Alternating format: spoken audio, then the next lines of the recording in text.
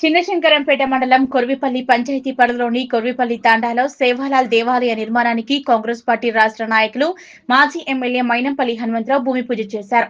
ఈ సందర్భంగా గిరిజన మహిళలు వారు సాంప్రదాయ నృత్యం చేస్తూ ఘన స్వాగతం పలికారు.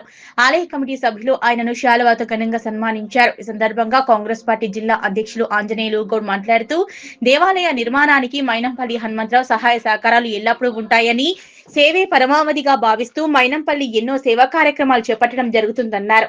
ఈ కార్యక్రమంలో కాంగ్రెస్ పార్టీ జిల్లా అధ్యక్షులు ఆంజనేయులు గౌడ్, స్థానిక సర్పంచ్ పుల్లారావు, ఉప సర్పంచ్ నర్సింహులు, సర్పంచ్ల ఫోరం మండల అధ్యక్షులు మోహన్ నాయక్, మాజీ ఎంపీపీ అరుణ ప్రభాకర్, శ్రీమాన్ రెడ్డి, రాజురెడ్డి, యాదవరావు, శ్రీనివాస్ రెడ్డి, లింగమూర్తి, ఉదయ్ కుమార్, రమేష్ గౌడ్, చిరంజీవి, శ్రీనివాస్ గౌడ్, ప్రభాకర్, తాండా ప్రజలు పాల్గొన్నారు.